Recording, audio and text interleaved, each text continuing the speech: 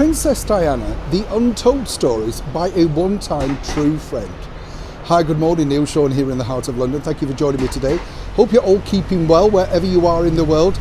As ever, thank you for all your lovely comments, letting me know what you're up to, that sort of stuff. Also, let me tell you, one of the things I was looking at recently, you know when you get those TV schedules and you think, wow, it's all the same films time and time again, or the same shows. What is your favourite holiday festive film? You know, there are favourites, aren't there? I mean, mine actually aren't that festive, you know. I like Marilyn Monroe and Tony Curtis in Some Like It Hot. They always show that every year. I really like that one. But of course, there are others like Meet Me in St. Louis, which of course has that special track, Have Yourself a Merry Little Christmas, sung beautifully as ever by the late Judy Garland. But what are your favourite festive films? I'd love to know. I was shocked to find that His Royal Highness Prince William was a fan of the movie Elf. Apparently he watches it every year, as does Her Gracious Majesty the Queen. You can't quite see them sat with paper hats on, can you, in the castle at Windsor thinking, let's pop Elf on now. You know, we've watched your speech, we'll do that now. But as ever, back to your breaking royal story of the day. This particular story centres on, of course, the late and wonderful Princess Diana. We often think, don't we, that we know everything about Princess Diana. But of course, there's so much more to learn. You know, I often like the fact, though, that when you find someone who knew the late Princess Diana, who doesn't really speak that openly about her, you get to find the real story, the truth behind all of those headlines. And there's been plenty, has there not, over the years. And of course, more set to come when Harry releases his book, including chapters, of course, about his late mother and the man that he's become, not the prince that he was born. But this particular story really did warm my heart because it centres on a brand new show which is set to launch here in the United Kingdom next spring.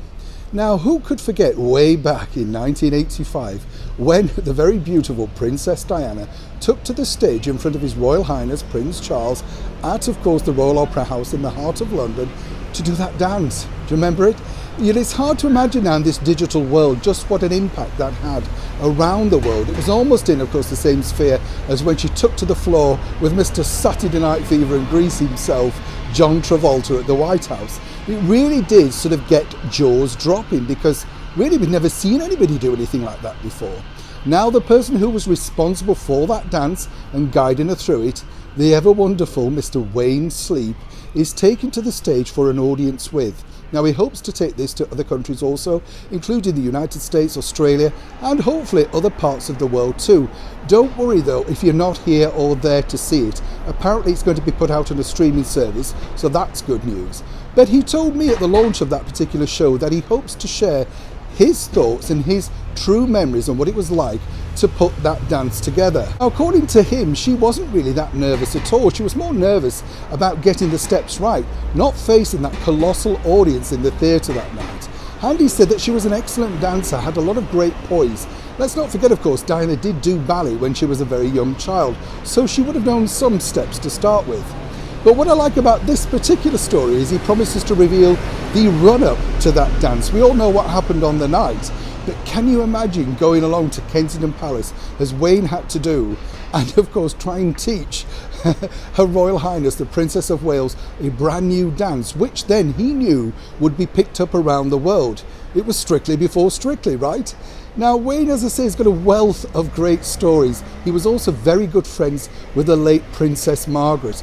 Met her a few times. Quite spiky, let me tell you. And he promises to share all of his encounters of meeting the royalty, including Our Gracious Majesty the Queen, at things like the royal variety shows, of which, of course, he's appeared in so many. If you are looking for a treat, you know, and you are in the United Kingdom, do check theatre listings because I promise you this really will be a show not to be missed. I've met Wayne many times. In fact, we did a TV pilot together many years ago, but it never got commissioned simply because we wouldn't behave and the people at ITV couldn't stop us because we really couldn't stop laughing. We couldn't follow the script. The idea of the show was ludicrous and we both knew it, but we became famed friends after that. As I say, an audience with Wayne Sleep kicks off here in the United Kingdom in the spring of next year. But if you want to know the true inside story from a friend who really is respectful of course, the late Princess, then this truly is the show for you. Neil Sean in the heart of London.